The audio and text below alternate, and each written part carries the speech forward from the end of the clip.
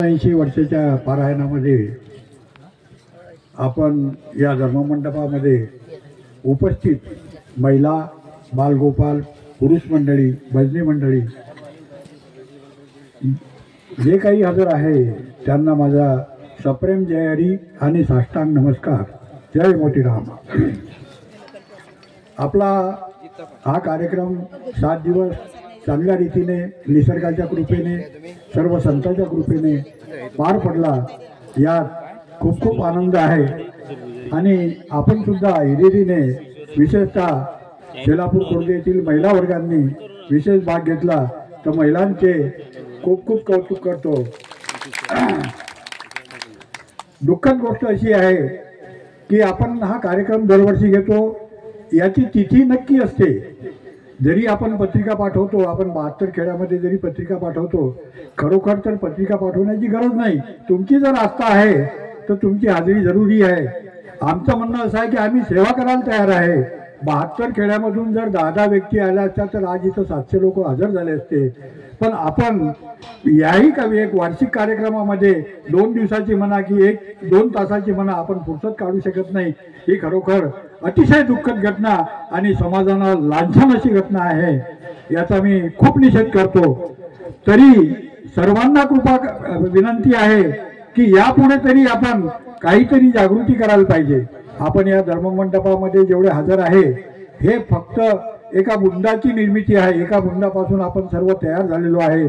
आणि तरी आपण अंतर्मनाने खरोखर एकनिष्ठ कमीत कमी परिणामार्थासाठी तरी व्हावं ही माझी सर्वांना हात जोडून नम्र विनंती आहे. आणि आपण नेहमी या कार्यक्रमात हजर राहतील. पंचक्रोशीतील माझी जी भजनी मंडळी इथं हजर आहे त्यांना पण नम्र विनंती आहे की आपापल्या गावात जाऊन हा प्रचार करावा. आपण या धर्म कार्यक्रमामध्ये खूप यावं. आम्ही आपली सेवा करण्यास तयार आहे. इथं 100 माणसं जरी 7 दिवसासाठी मुक्कामी आले तरी हे गाव मजबूत आहे आणि आपली सेवा करण्यास तत्पर आहे.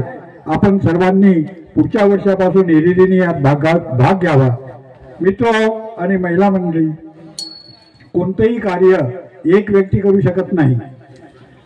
त्यात सर्वांचा सहभाग हा जरुरी आहे. सर्वांनी तरी आपण या कार्यक्रमाचे कार्यवाहक म्हणून प्रभाकर महाराज यांनी व्यासपीठाचं संचालन केलं, मार्गदर्शन केलं आणि सर्व कार्यक्रमामध्ये ते हिरिरीने त्यांनी सहभाग घेतला आणि उपदेश दिला. धन्यवाद, आभार, टाळ्यांचा गडगडाट. श्री रामकथा प्रवक्ते श्याम महाराज दसरखेड यांनी पण त्यांच्या ज्ञानाप्रमाणे आपणास जे उद्बोधन केलं ते अतिसुंदर होतं. त्यांचे खूप खूप मी आभार मानतो. काकडा आरती, विष्णू सहस्रनाम यामध्ये ज्या ज्या महिला आणि पुरुष मंडळींनी भाग घेतला त्यांचे पण मी मनापासून खूप खूप आभार मानतो. आपल्याला जे यावर्षी कीर्तनकार लाभले, प्रेमानंदजी महाराज टाकळी डोकेश्वर, अमोल महाराज कोलते आळंदी देवाची, विशेष म्हणजे या दोघांची आभार मानायच्या अगोदर मी आपणास अवगत करू इच्छितो की अमोल महाराज कोलते हे एक IIT इंजिनियर आहे.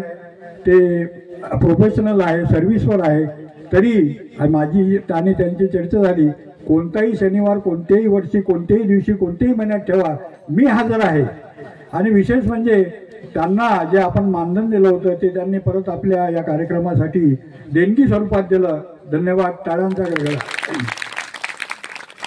हरिभक्त महाराज, हरिभक्त परायण विनायक महाराज, लखन महाराज चिंचखेडा, रवींद्र महाराज परेराव, नारायण महाराज डासाळेकर, विश्वनाथ महाराज कटिंग परभणी आणि आजचे जे कालायचं कीर्तन रमेश महाराजांनी खूप खूप त्यांच्या सुंदर वाणीतून आपण उपदेश केले त्याबद्दल सर्वांचे धन्यवाद. या कार्यक्रमाचे आयोजक संयोजक श्री पुरुषोत्तम महाराज आपल्या इथं चौकदार म्हणून हजर होते. गजानन सीताराम पाटील, ज्ञानेश्वरी सुक्ष्म पाटील, अनिल शामराव पाटील आणि अजून 2 लोकांनी त्यात भाग घेतला होता. त्या सर्वांचे मनापासून खूप खूप आभार. त्यांनी या कार्यक्रमाची सुंदरता वाढवली आणि आपली चौकदारी जी नीट पद्धतीने केली त्याबद्दल हृदयपूर्वक त्यांचं अभिनंदन करतो. कैलास महाराज अटाळीकर, राम महाराज दमाने वसंत मुकुंद पाटील, पुंडलिक तापीराम पाटील, गजानन सीताराम पाटील, श्रीराम मुरारी पाटील, धनंजय मोतीराम पाटील, अशोक दामोदर पाटील हे प्रत्येक कीर्तनामध्ये, भजनामध्ये आणि प्रत्येक कार्यक्रमात सर्वांनी आपली हजेरी इथं दाखवलेली आहे. त्या सर्वांचे मनापासून आभार.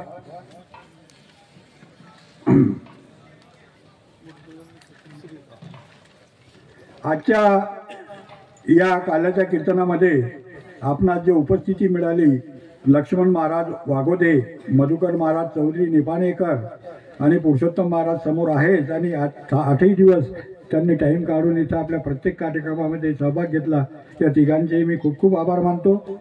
विशेष म्हणजे या कार्यक्रमाची जी रंगत आहे ती भजनी मंडळीशिवाय येत नाही. टाळ वाजल्याशिवाय आपण थरकत नाही आणि मृदंग वाजल्याशिवाय बी आपल्याला मजा येत नाही. खरोखर म्हणजे मृदंग आणि टाळ हा एक प्रकारचा आपला व्यायाम आहे. आपण रामदेव बाबाची जे हे करतो, प्राणायाम वगैरे करतो, त्यातला एक सहभाग आहे. याचा ध्वनी आणि कंप, ध्वनी आणि कंप जो आपल्या कानावर पडतो, आपण थिरथिरतो, आपले हातपाय हालतात, हे एक योगाचं निशाणी आहे. आणि या योगाकरता सर्वांनी इथं धर्ममंडपात येणं अतिशय जरूरत आहे. या धर्ममंडपामध्ये साधू आणि संत आणि आपल्या शास्त्रांनी सांगितलेलं आहे, कोणीही व्यक्ती इथे येऊ शकत नाही, कोणाला इथं परवानगी नाही आहे. ज्याला आत्मसात झालेला आहे किंवा ज्याला आत्म्यातून वाटते की मी खरोखर जावं आणि ज्याला परमेश्वराने वरदान दिलेलं आहे की तुला तिथे गेल्याशिवाय सुटका नाही, तीच व्यक्ती या धर्ममंडपामध्ये येऊ शकते. मंडप कसाही असो, बसण्याची आणि सावलीची व्यवस्था हाच एक मंडप आहे. पण ज्या टाळ मृदंगाचा गजर होतो, तुमच्या टाळांचा गजर होतो, त्यालाच धर्ममंडप हे आपण नाव देतो. या धर्ममंडपामध्ये आपलं खूप खूप अभिनंदन.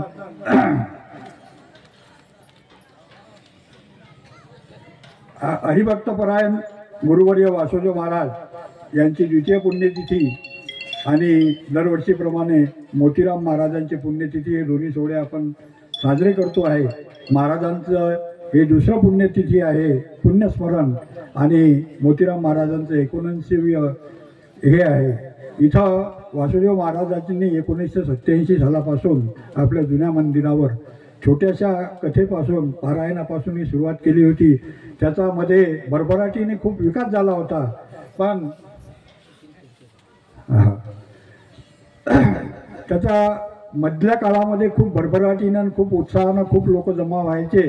परंतु कालांतराने लोक का दुरावतात, का त्यांना हे वाटते, याची आपल्याला जाणीव होत नाही.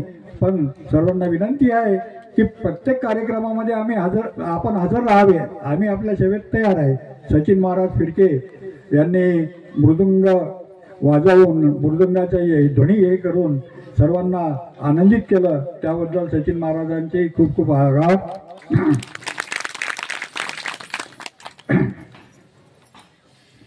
वार्षिक ज्ञानेश्वरी पारायण दरम्यान अन्नदानासाठी ज्यांनी योगदान दिलं त्या सर्वांचे आता नाव आपल्या वेळेअभावी आपण नाव घेऊ शकत नाही, पण सर्वांचे मनापासून खरोखर आभार.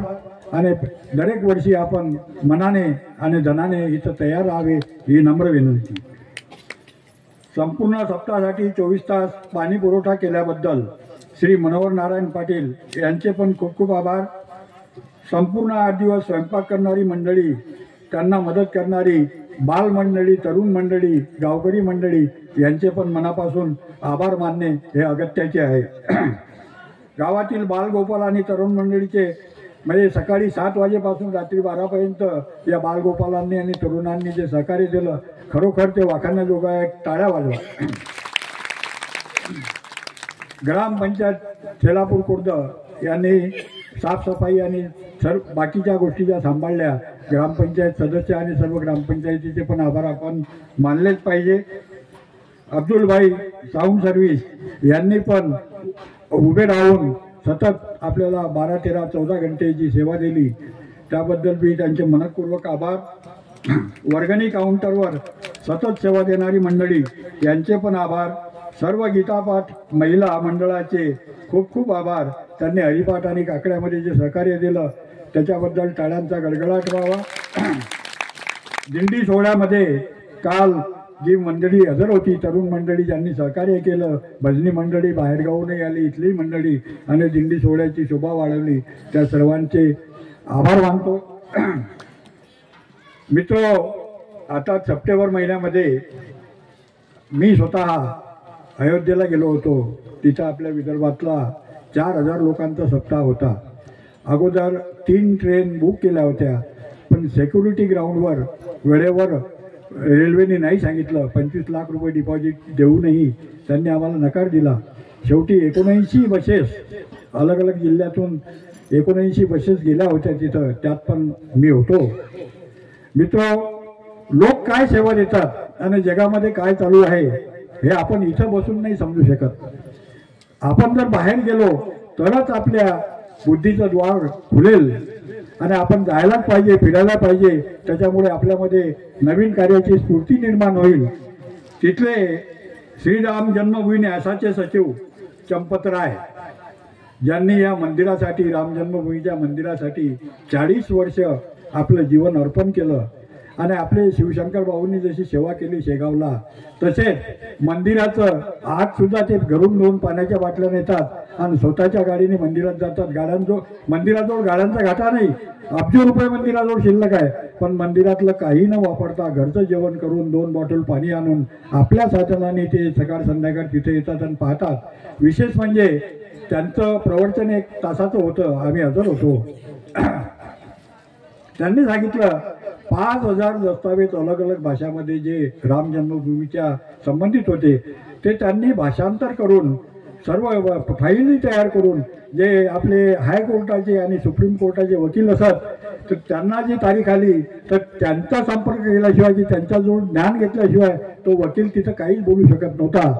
एवढं सर्व करता करता शेवटी मोदी साहेबांची कृपा झाली आणि त्यांच्या कृपेने हे सर्व कार्य सिद्ध झालं. आपला सुप्रीम कोर्टाच्या जज संध्याकाळी रिटायर्ड होणार होता आणि 4 वाजता त्यांनी आपल्याला निर्णय दिला आणि आज तिथं राम जन्मभूमी, तिथं राम राजा आपले स्थापन झाले. श्रीराम भगवान की जय. हा आभार प्रदर्शनाचा कार्यक्रम संपूर्ण झाला. जेवणाची तयारी म्हणजे महाप्रसादाची तयारी झालेली आहे. आपण प्रसादाचा आस्वाद घ्यावा. बस.